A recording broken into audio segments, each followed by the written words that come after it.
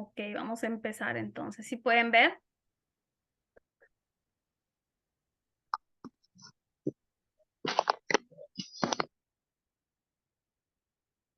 ¿Están observando? Déjenme saber. Otra vez. Sí, sí se ve, pastora. Nuevo Testamento, dice Jesús, la figura central. Yo no sé por qué me salen, cuando hablo, trata de colocar aquí lo que yo hablo, pero no se me distraigan ahí, ¿ok? ¿Hay alguna función que la activé y no la he podido desactivar? Pero bueno, ¿de qué se trata? Eso va a ser en un futuro, ya cuando empecemos a dar esas charlas, de repente en el mismo español, en el mismo inglés y otras lenguas, otras naciones, otros idiomas lo vean y necesitamos esa traducción, pues se utiliza todo lo de la tecnología. Pero bueno, vamos a continuar. Vamos a empezar cada 15 días, vamos a tratar de ver lo que es el Nuevo Testamento, ¿ok? A veces cuando somos nuevos, ¿verdad? O a veces no conocemos o no estamos muy familiarizados con la palabra, no tenemos el hábito de estudiar la palabra. No son temas a veces que nos llamen la atención, ¿verdad? O que llamen la atención a una persona de repente a conocer la clase, escucharla, pero es bien importante que como discípulos, como creyentes, hagamos ese hábito de escuchar, de aprender, de escudriñar las escrituras, porque eso es lo que nos va a fortalecer. Nosotros ya habíamos visto el Antiguo Testamento, ahora vamos a ver el Nuevo Testamento, y algo que quiero que tú y yo podamos enfocarnos en cada una de estas clases es poder buscar a Jesús y ver a Jesús como esa figura central. Al final, el Antiguo Testamento era una sombra de lo que iba a venir a ser Jesús en el Nuevo Testamento. Siempre hemos dicho, no podemos desconectar el Antiguo Testamento del Nuevo Testamento porque todo eso es un solo mensaje. El mensaje de la Biblia es uno solo, que es salvación. ¿Ok? Entonces, cuando nosotros nos familiarizamos con el Antiguo Testamento y vamos al Nuevo Testamento, definitivamente la revelación va a ser mayor, el Espíritu Santo te va a poder aclarar mucho más las verdades de Dios, así que no es algo negociable. Yo te exhorto a que tú abraces cada una de las clases y que te dispongas a estudiarlas, a escucharlas con corazón, con atención, para que pueda el Espíritu Santo revelar a cada uno lo que tenga que revelar, ¿ok? Miren, nosotros habíamos visto el Antiguo Testamento y chévere porque todas las clases están grabadas, así que si quieres tú recordar o hay alguna clase que no has escuchado, tú puedes ir a YouTube y ver esas clases que están ahí grabadas con ese propósito de poder recordar, de que nos ayuden a tener como un resumen y nos ayuda a poder entender mejor ese libro que tú vayas a leer. Y básicamente en el Antiguo Testamento vimos 46 libros, ¿ok? Y el Antiguo Testamento eran 46 libros donde se narra la experiencia religiosa del pueblo de Israel y la intervención de Dios en su historia antes del nacimiento de Jesús.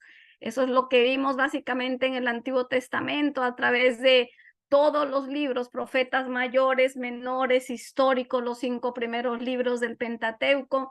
Ahora, aquí les puse un cuadrito para ver la analogía entre el Antiguo y el Nuevo Testamento. Por ejemplo, en cantidad, el Antiguo Testamento son 46 libros, el Nuevo Testamento son 27 libros, de acuerdo al canon cristiano o la decisión que tomaron en el momento para ver cuál iban a ser los libros que iban a componer el canon cristiano, la Biblia, que nosotros estudiamos como creyentes, como cristianos.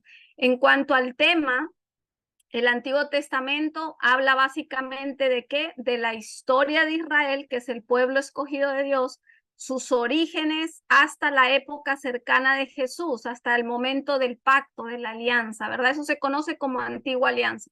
Y el Nuevo Testamento habla de la vida, el mensaje de Jesús y los primeros cristianos, o conocido como Nueva Alianza, Nuevo Testamento, Nuevo Pacto, Nueva Alianza, es lo mismo. Pero vamos a centrarnos entonces en el Nuevo Testamento, en Jesucristo. en sus enseñanzas, en quién era Jesús, en la vida de Jesús, en el nacimiento de la iglesia, porque allí entramos tú y yo. ¿Ok? Y si nosotros somos cristianos, somos seguidores de Jesús. Y si él es nuestro maestro, estamos llamados a seguir sus enseñanzas, porque allí vamos a ver el respaldo y la transformación en nuestras vidas.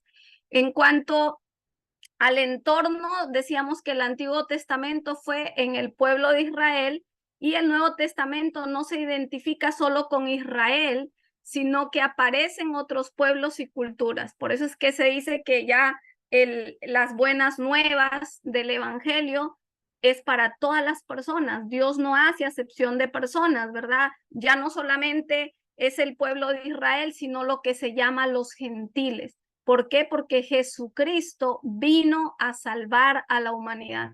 Jesucristo vino a cumplir la ley y vino a ¿qué? A traer mensaje de salvación. En cuanto al lenguaje, ya habíamos visto eso en una de las primeras clases cuando empezamos a hablar de la Biblia, es que el Antiguo Testamento fue escrito en hebreo y en arameo. Eso es para que tengamos un poco de cultura en cuanto a la Biblia, ¿verdad? Y el Nuevo Testamento en griego. Son datos que es chévere conocerlos. Mira, rápidamente vamos a ver los 27 libros del Nuevo Testamento.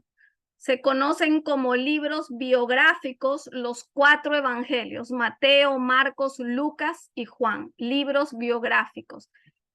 Hechos, el libro de Hechos se conoce como el libro histórico y fue el libro donde se habla del nacimiento o del esparcimiento del evangelio, el nacimiento de la iglesia. El Apocalipsis, que es el último libro en el Nuevo Testamento, es un libro de revelación y es la expresión del futuro de los creyentes como la voluntad de Dios. En inglés, Apocalipsis es Revelation. ¿Por qué? Porque habla de la revelación final de los últimos tiempos, y cuando lo podamos ver va a ser maravilloso todo lo que nosotros podemos aprender, y yo creo que es una carta como toda la palabra que nos cautiva en amor. Después tenemos las cartas paulinas, que son 14 de las epístolas, también se conocen como cartas o como epístolas de Pablo, del apóstol Pablo. Ahí están Romanos, Corintios, Gálatas, Efesios, bueno, todo lo que están viendo ahí, que lo iremos viendo en su momento. Y otras 7 cartas generales escritas por otros discípulos como Santiago, Pedro, Juan y Judas. En total, entonces, el Nuevo Testamento se compone de 27 libros, ¿ok? Vamos a empezar entonces a ver un poquito, a familiarizarnos con el libro de Juan o el Evangelio de Juan, que se conocen como libros sinópticos. Y básicamente, cuando nosotros hablamos de evangelio, ¿qué significa evangelio? Buenas nuevas o buenas noticias, porque eso es lo que vino a traer Jesucristo, las buenas nuevas a un pueblo que estaba perdido, a una humanidad que estaba perdida. A nosotros, que ya se nos ha revelado esas buenas nuevas del evangelio, ya pertenecemos a un grupo privilegiado. Así que recordemos siempre eso: estábamos perdidos, muertos en delitos y pecados, y ahora por las buenas nuevas del evangelio podemos estar adorando a Dios, amando a Dios, disponiendo nuestro corazón a ser transformados. ¿Ok? Son libros sinópticos, se conocen a estos evangelios por tener un tema en común, orden y lenguaje. Básicamente, ¿qué vemos en los evangelios de Mateo, Marcos, Lucas y Juan? Se resume la vida y las enseñanzas de Jesús. Si yo te pregunto y les pregunto a los que están aquí, ¿quieren conocer más a Jesús? ¿Quieren intimar más con Jesús? ¿Cuál sería la respuesta? Amén. ¿Ok? ¿Y qué tenemos que hacer entonces?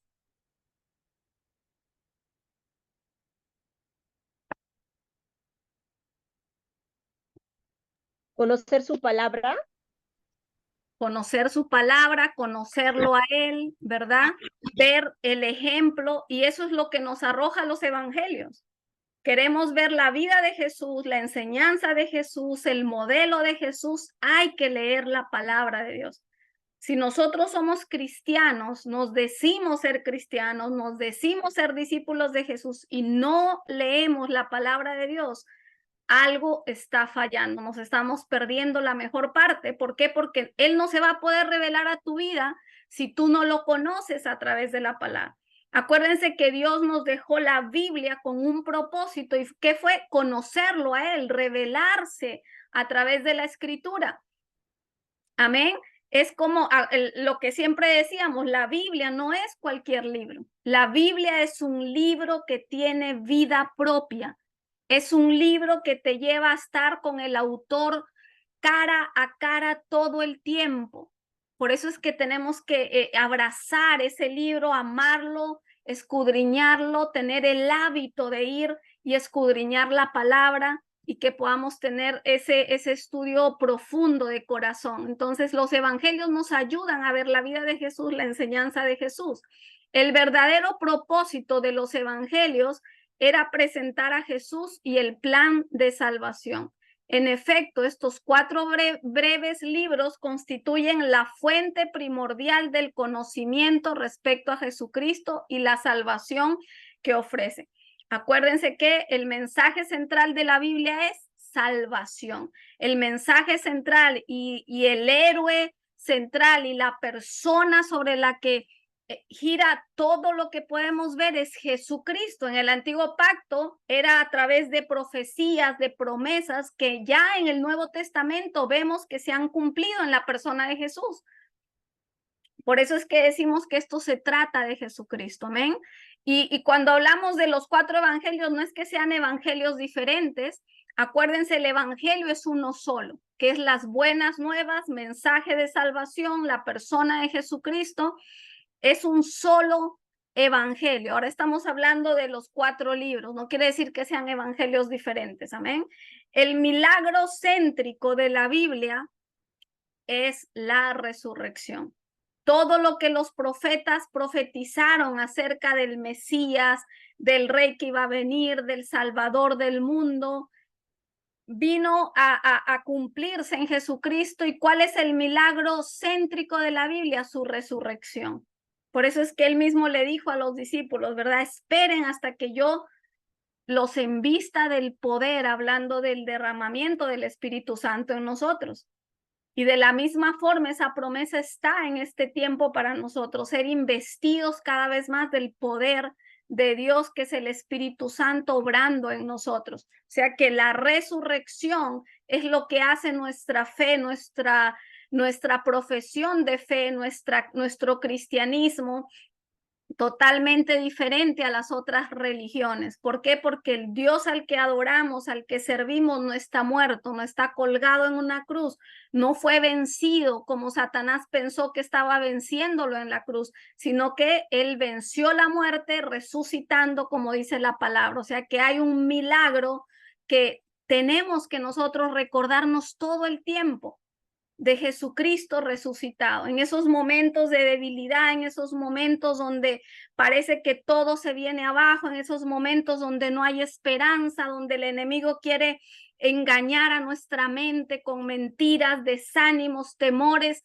Hay que recordarnos ese milagro de resurrección. Nuestro Jesucristo resucitó, está sentado a la mano derecha del Padre, intercediendo por cada uno de nosotros. Amén.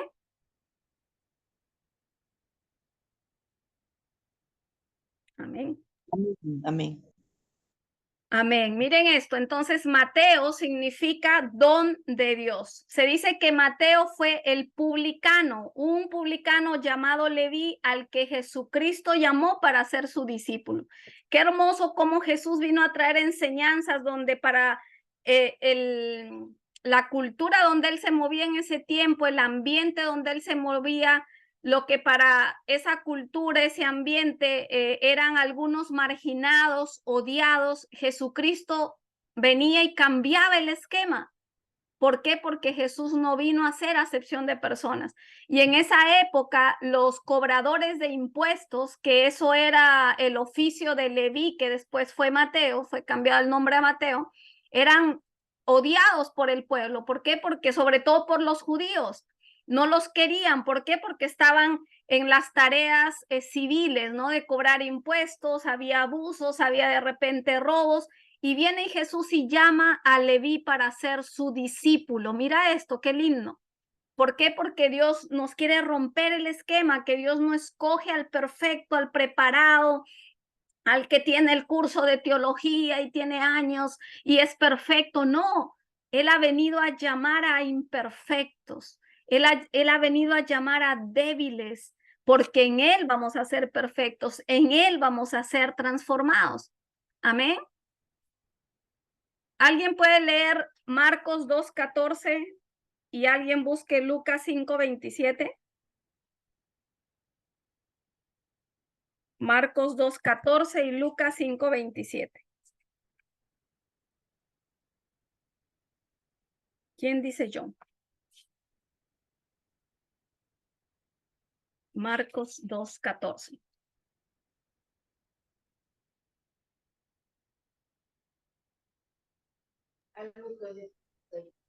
¿No tienes, Marcos? Marcos, ¿cuánto? 2:14. A ver, señora Rosita. Ya, préndelo el 5, ¿cuánto? Marcos 2:14 y Lucas 2:14. 5:27, si alguien lo entiende. Marcos 2:14. Y al pasar vio a Leví, hijo de Alfeo, sentado al banco de los tributos públicos, y le dijo, sígueme, y levantándose le siguió. Miren el llamado de Leví, ¿ok? Y en Lucas 5:27, ¿alguien lo encontró? A ver, Lucas. Amén. Dale, Brendita. Dice, llamamiento de Leví. Después de estas cosas salió y vio a un publicano llamado Leví, sentado al banco de los tributos públicos, y le dijo, sígueme. Y dice ahí mismo, ¿no? Y dejándolo todo, se levantó y le siguió. Miren esto, personas como Jesús cuando llamó a sus discípulos, los encontró haciendo sus oficios naturales, sus profesiones, sus tareas común y corriente como cualquiera de nosotros. Pero cuando Jesús te llama, más bien dicho, cuando tú recibes el llamado de Dios, definitivamente tú te levantas, deja todo y sigues. Eso no quiere decir ahora renuncia a tu carrera, renuncia a tus sueños, renuncia a tu propósito.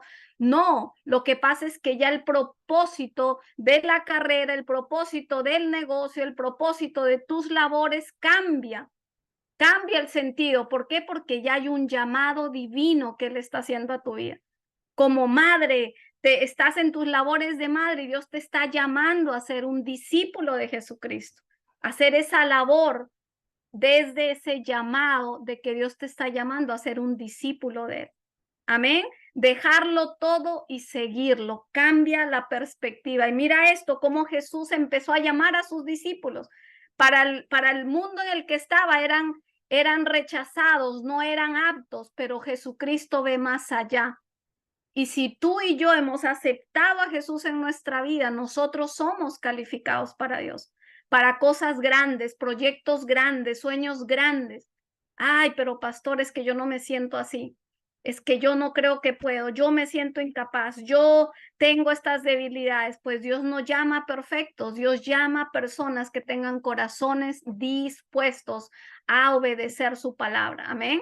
Eso más o menos, el libro de Mateo fue escrito entre el 48 y 68. Miren que leímos el llamamiento de Leví en Lucas y Marcos, ¿ok?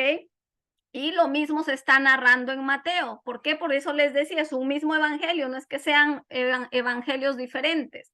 ¿Ok? Se dice que por orden vemos a Mateo como el primer libro, pero los estudiosos nos dicen y nos muestran que el primer libro que se escribió en sí fue el libro de Marcos.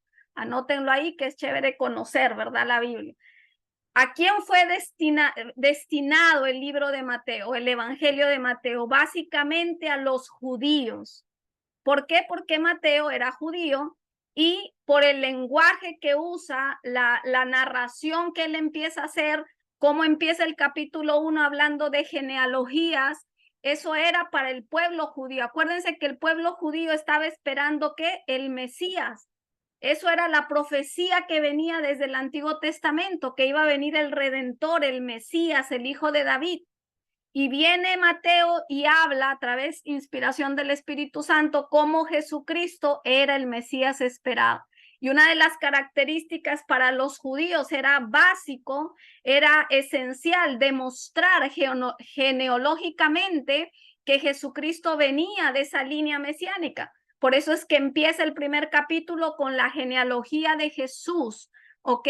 Entonces, si tú lo ves y empiezas a leer, puedes sentirte aburrido. Ay, no, esto es una lista de puros nombres, pero hay un propósito porque el Espíritu Santo dejó escrito esas genealogías, porque en un momento este libro fue primeramente para los judíos, para que los judíos recibieran la revelación de que Jesús era el Mesías esperado, que todas las profecías en cuanto al Mesías, al Redentor del Antiguo Testamento, se estaban cumpliendo en la persona de Jesucristo. Mira qué lindo Dios.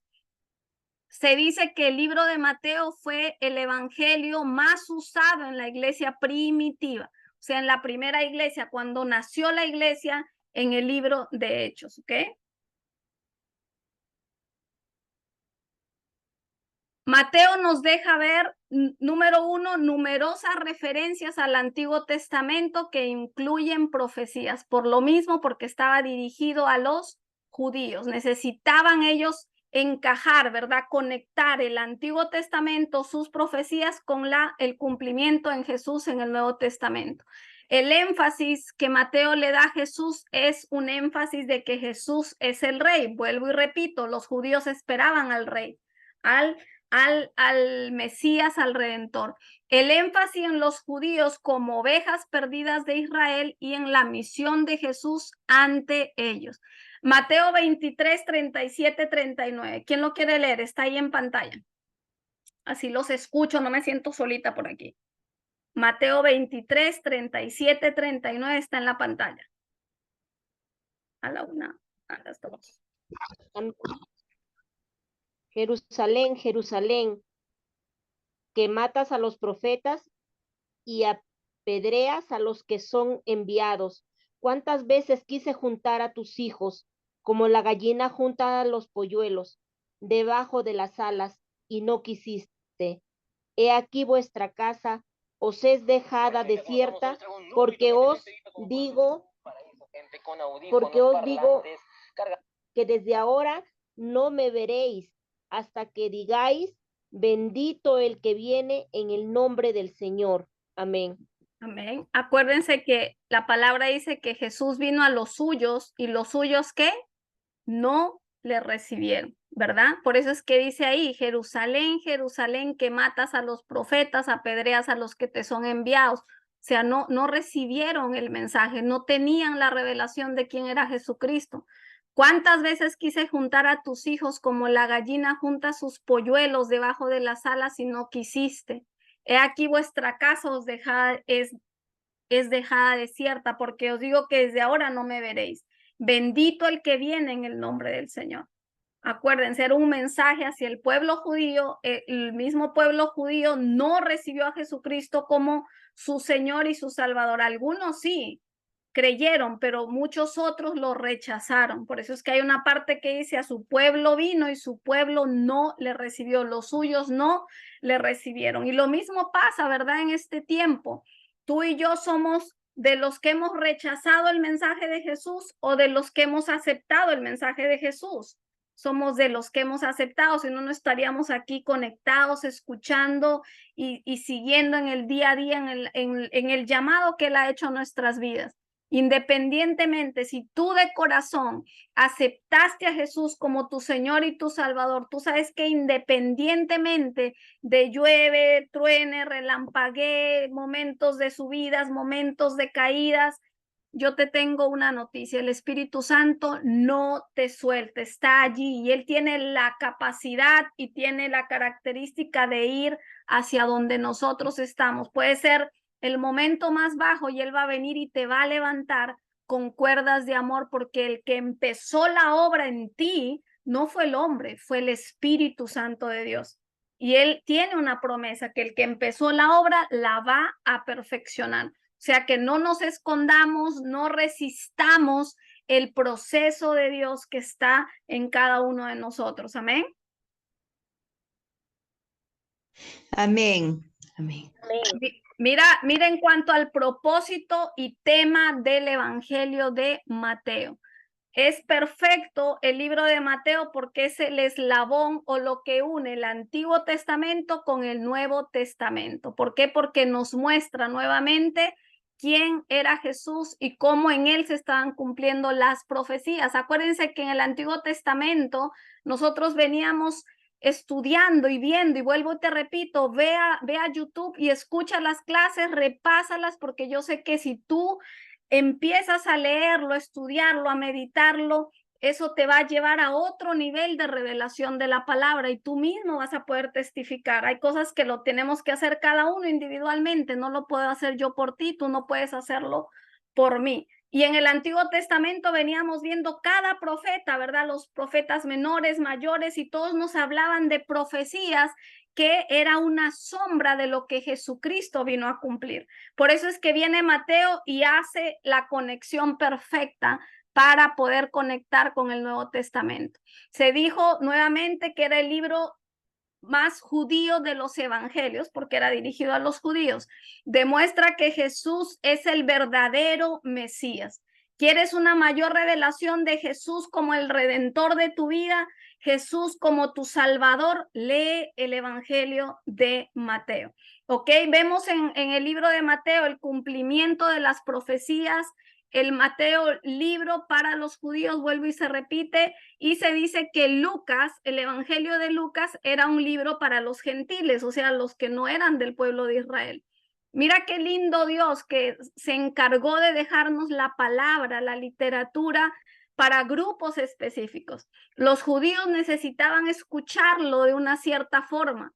Los gentiles, los que no eran pueblo de Israel, de una forma diferente, y viene el Espíritu Santo y utiliza Mateo, utiliza Lucas. Dime tú si no ves ahí el amor de Dios. ¿Qué es lo que Dios quiere? Que toda la humanidad, la mayor cantidad de personas sean salvas. ¿Por qué? Porque todos venimos desconectados de Dios y Jesús vino a salvar a los perdidos. Nosotros estábamos perdidos y ahora ya pertenecemos al pueblo de Dios, pero hay muchos que no conocen de la verdad. Hay muchos que no conocen de Jesucristo.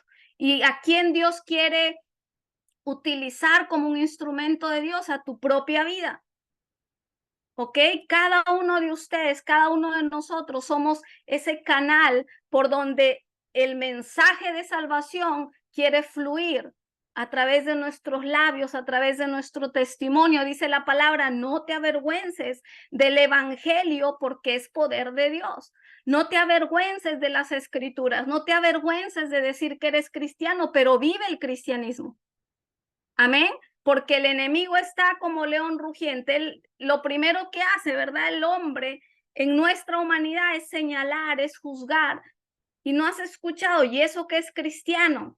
Y viene un juicio inmediato y más fuerte. ¿Por qué? Porque el enemigo quiere utilizar cualquier tropiezo, cualquier resbalón, cualquier mal testimonio. ¿Para qué? Para que el nombre de Jesucristo sea blasfemado o sea no creído. Así que, ¿qué tenemos que nosotros entender? La responsabilidad, el privilegio y hacer las cosas por amor, no por miedo, sino porque ese amor tan grande que Jesús ha tenido por nosotros, dio su vida por nosotros. ¿Y qué es lo mejor que podemos tener para Él? Una vida rendida para Él. Él es digno de que nosotros nos rindamos a Él y que nuestra vida le pertenezca a Él y que realmente podamos decir, Señor, aquí estoy, llévame a donde tú me quieras llevar, haz conmigo lo que tú quieras hacer, heme aquí, Señor, aquí estoy. Amén. Amén. Propósito y tema. Seguimos en Mateo. Aparece la palabra iglesia en Mateo 18, 17. Mira lo que dice Mateo 16, 18. Y yo también te digo que tú eres Pedro, y sobre esta roca edificaré mi iglesia, y las puertas del Hades no prevalecerán contra ella. ¿Qué le estaba diciendo allí a Pedro Jesucristo? ¿Qué significó decirle a Pedro, y yo también te digo que tú eres Pedro, y sobre esta roca edificaré mi iglesia, y las puertas del Hades no prevalecerán contra ella? ¿Qué entiendes por eso, Lourdes? Es importante que puedan expresar qué entienden de ese pasaje.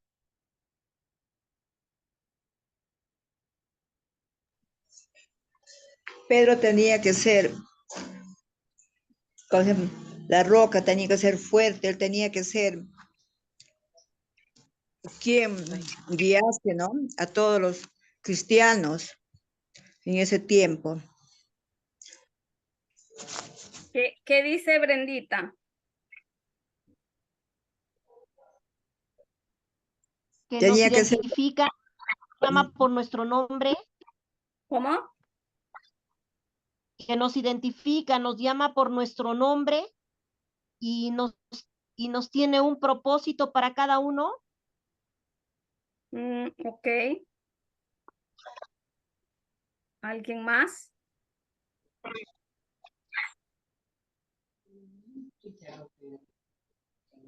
¿Quién puede abrir su Biblia en Mateo 16? Que es importante que tú y yo entendamos a qué se refirió Jesús cuando le dijo eso. Mateo 16, el versículo 13, vamos a leer.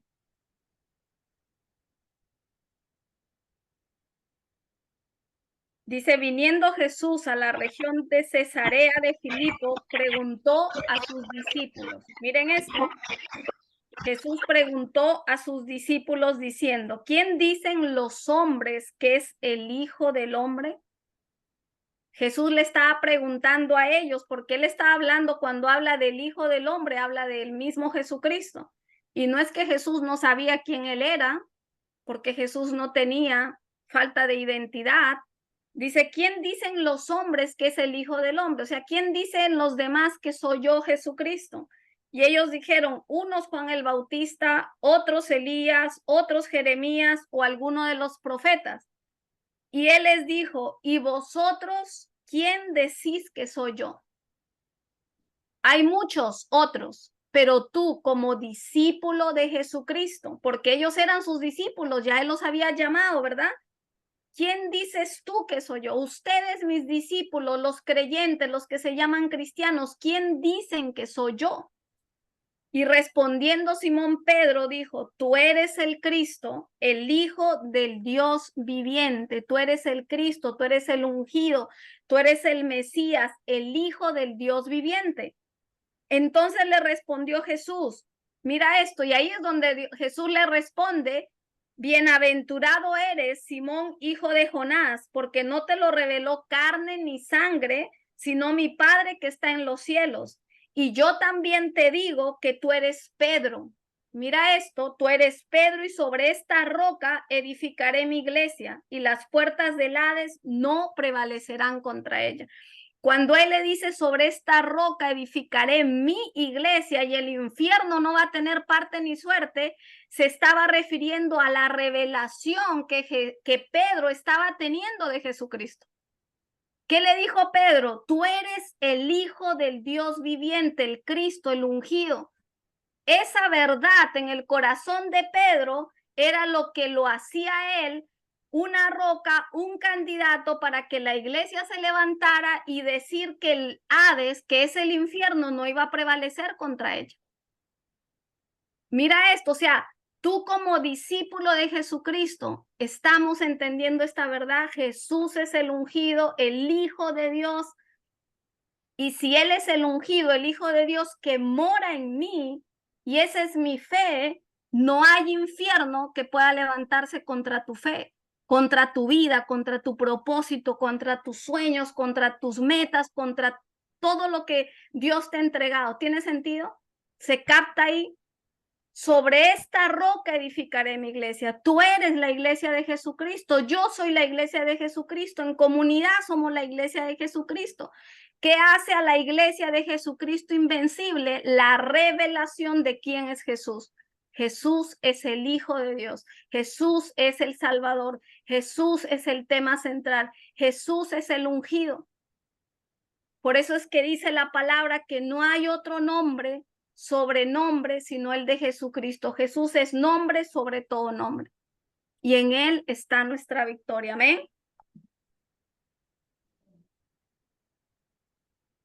Entonces vemos cómo Jesús vino a establecer la iglesia. Sus enseñanzas, su vida, su muerte, su resurrección fueron necesarias. Satanás pensó que estaba venciendo a Jesús en la cruz del Calvario. Satanás pensó que vencía a Jesús cuando estaba siendo abofeteado, ensangrentado, herido, burlado, escupido, todo lo que Jesús pasó. Y muchas veces nos pasa a nosotros, ¿verdad? Hay situaciones que de repente pasamos, atravesamos, donde el enemigo nos susurra a la mente, al oído de que hemos perdido, de que perdimos, de que somos derrotados.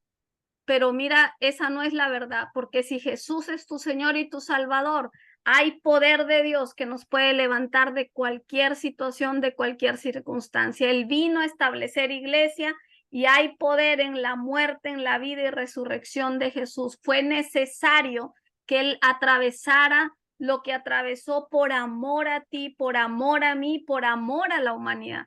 Por eso es que la salvación no se puede quedar solo para nosotros. Por eso es que Dios nos cambia el corazón, ¿verdad? Y nos da un corazón de carne para que su mensaje llegue a otros a través de la iglesia, a través tuyo. Amén. Amén. Amén. Amén. 5 grandes discursos de Jesús.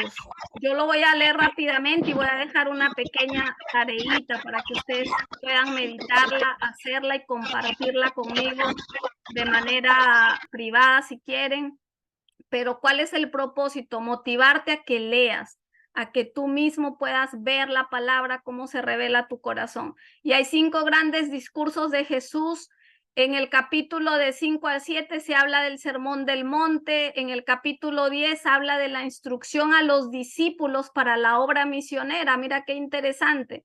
Dios nos llamó a la obra a las naciones, ¿verdad? La obra misionera. Está ahí en el capítulo 10, capítulo 28. En el capítulo 13 se habla de las parábolas del reino. En el capítulo 18, enseñanza sobre el verdadero discipulado. Y el 24 y 25, enseñanza sobre el final de la época. ¿Quieres saber cómo van a ser los finales de los tiempos? Léete capítulo 24 y 25 para ver qué nos dice la palabra de Dios. Y quiero leerte este pasaje que es súper conocido y hemos escuchado, las bienaventuranzas, ¿no? Bienaventurado significa ser bendecido triplemente por Padre, por Hijo y por Espíritu Santo. Dice, viendo la multitud, subió al monte y sentándose vinieron a él sus discípulos y abriendo su boca les enseñaba diciendo. Mira qué lindo, el maestro y los discípulos. Tiene que haber actitud y corazón y oído para escuchar, corazón para recibir la palabra. Tú quieres ser un mejor discípulo de Jesucristo, aprende a escuchar, aprende a recibirlo en tu corazón y movámonos con la enseñanza de Dios. Yo no puedo decir que soy un buen discípulo si yo no estoy escuchando la voz de mi maestro. Amén. Y Dios nos ha llamado a ser discípulos, a ser discipulados. Por eso es importante una actitud de aprendizaje todo el tiempo. Si tú crees que te las sabes todas, empiezas a morir. Si tú crees que no tienes que aprender nada, empiezas a morir. Nunca vamos a dejar de aprender. Tenemos que tener esa actitud. Dice, abriendo su boca, Jesús les decía, bienaventurados los pobres en espíritu, porque de ellos es el reino de los cielos. Bienaventurados los que lloran, porque ellos recibirán consolación. Bienaventurados los mansos, porque ellos recibirán la tierra por heredad. algo totalmente ilógico, ¿verdad? Para nuestra cultura, que en un momento dado, ¿qué te dice? Defiéndate, no te dejes, no seas tonto, mira el concepto de quién es el más vivo. Pero en Cristo no es así. Dice, bienaventurados los pobres en espíritu, bienaventurados los que lloran porque ellos recibirán consolación, bienaventurados los mansos, no mensos, mansos, porque ellos recibirán la tierra por heredad. Esa actitud de mansedumbre, de humildad. Bienaventurados los que tienen hambre y sed de justicia, porque ellos serán saciados. Bienaventurados los misericordiosos, porque ellos alcanzarán misericordia. Bienaventurados los de limpio corazón, porque ellos verán a Dios. Mira qué lindo cuando dice bienaventurados los de limpio corazón. Dios quiere santificarnos todo el tiempo, ¿verdad? La palabra dice, guarda tu corazón. Cuando Él dice, guarda tu corazón, ¿dónde está la responsabilidad de uno? Allí es nuestra la responsabilidad. Yo no le puedo decir, el otro día yo estaba orando y le decía a Dios, ay Señor, guarda mi corazón. Y de repente me acordé, la palabra no dice que yo le diga a Dios que guarde mi corazón. La palabra dice, guarda tu corazón porque de él mana la vida. Es mi responsabilidad. Tengo que estar atenta, tengo que apercibirme, tengo que estar atenta con mis ojos, mis oídos, qué cosas quieren dañar mi corazón. Porque es mi responsabilidad guardar esa fuente de mi corazón, porque de ahí mana la vida. De ahí mana la vida o mana la muerte. No podemos poner la responsabilidad de guardar tu corazón en la persona que está al lado. Por eso es que se dice, ¿no? Tú no puedes tener el control de lo que los demás hagan, pero tú sí puedes controlar cómo tú actúas, cómo tú reaccionas ante las situaciones. Amén. Entonces dice, bienaventurados los de limpio corazón, porque de ellos verán a Dios. Bienaventurados los pacificadores, porque ellos serán llamados hijos de Dios. Mira esto, pacificadores serán llamados hijos de Dios. Bienaventurados los que padecen persecución por causa de la justicia, porque de ellos es el reino de los cielos. Bienaventurados sois cuando por mi causa os vituperen y os persigan y digan toda clase de mal contra vosotros mintiendo. Gozaos y alegraos porque vuestro galardón es grande en los cielos, porque así persiguieron a los profetas que fueron antes de vosotros. Mira qué linda las bienaventuranzas. Quiero exhortarte a que tú lo puedas leer nuevamente y nos vamos a quedar ahí ahora, ¿ok? Pero voy a dejarles una tareita para que ustedes puedan, cada uno de los que está aquí, se puedan tomar el tiempo, puedan meditar la palabra y me puedan mandar por el privado si gustan qué ustedes recibieron de las bienaventuranzas. Eso está en el capítulo 5. ¿Ok? Van a leer el capítulo 5 y el capítulo 10, donde habla de las instrucciones a los discípulos para la obra misionera. Del capítulo 5 al 7 y el capítulo 10. ¿Qué ustedes entienden, qué ustedes reciben en cuanto a ese sermón del monte y las instrucciones a los discípulos para la obra misionera? Amén.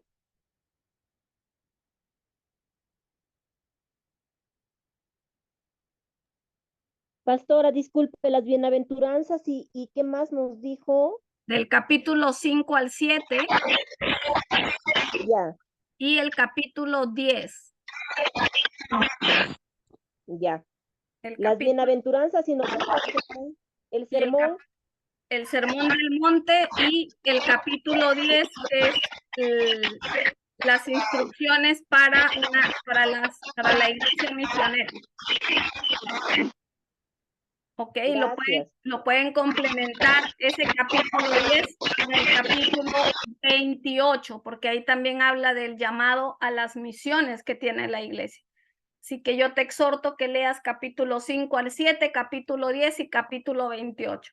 Léelo, sácalo de acuerdo a lo que hemos venido estudiando hoy. Jesús como el centro, la resurrección como el milagro que nos sostiene nuestra fe, y con esa disposición a que Él te muestre un poco más quién es Jesús en tu vida, cuáles son sus enseñanzas, cuál es su estilo de vida y a qué tú has sido llamado.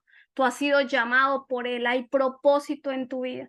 Tú sabes que si en un momento dado estás dudando de tu llamado, estás dudando de tu propósito, es tiempo de irte de rodillas delante de Él, porque Dios es el único que va a traer convicción a tu corazón, te va a mostrar.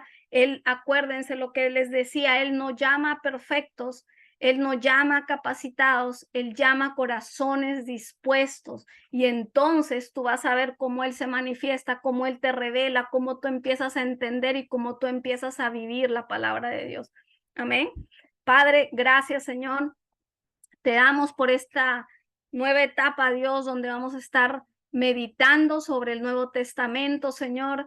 Esos 27 libros, Padre, donde aprenderemos más de Jesucristo, más sobre tus enseñanzas, sobre la vida de Jesús, Señor, como nuestro Salvador, nuestro Maestro, Señor. Hoy clamo, Espíritu de Dios, que seas tú inquietando el corazón de todos los que estamos aquí conectados, de los que vayan a escuchar, Señor, a escudriñar tu palabra, a conocerla, y que Espíritu Santo nos lleve, Señor, a vivirla, Señor.